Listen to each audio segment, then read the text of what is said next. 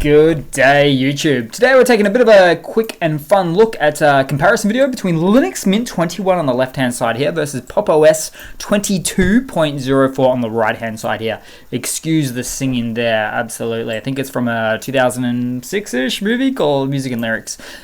Anyway, let's see. So starting off, we'll have a look now. Both of these are both based off Ubuntu 22.04, and that's the long-term service release. So you're going to get updates for both of these for the next 5 years, but that is pretty much where the similarities may end here, because they are both using their own default desktop environment. So on the left-hand side here, Linux Mint 21 is using the beautifully refined Cinnamon desktop environment, but I also have to say Pop! OS is using the beautifully very refined GNOME or GNOME desktop environment here.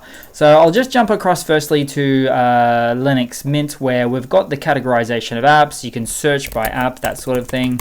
Nothing special, it is what it is. Linux Mint's been doing this for quite some years now. But on the right hand side here, I've got the workspaces open, as you can see there, but it's got a beautifully customized and really a modified and unique version of a GNOME desktop environment here. So you've got some sort of categorization of apps, but not all the way.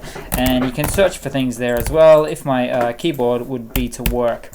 Now, next up, what we want to do is have a bit of a look at the file managers there as well and see what's going on here. So if I can, actually, no.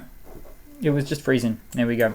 So pretty similar, these two. One is using the GNOME file manager, as you can guess here, for Pop! OS, whereas Linux Mint is using the Nemo file manager there. Now, pretty much much of a muchness here. I guess the main differences obviously are the aesthetics. So you've got this beautiful dark mode with the aqua blue colored icon sets here for Pop! OS, which I love, and you've got the standard white and green color palette that Linux Mint certainly loves to use, in line with its Mint symbolism there for sure. Now, moving across, let's have a bit of a look. It's going to be a quick video today, but we'll have a look at the kernel. So this is where it gets a bit interesting. So we've got the 5.15 kernel for Linux Mint, 5.16 for Pop! OS. Now, even though they are based off the Ubuntu long-term service release, Pop! OS has chosen to just go a little bit later and greater in terms of hardware, so better for later hardware, GPUs, CPUs, Wi-Fi cards, you name it, they got it.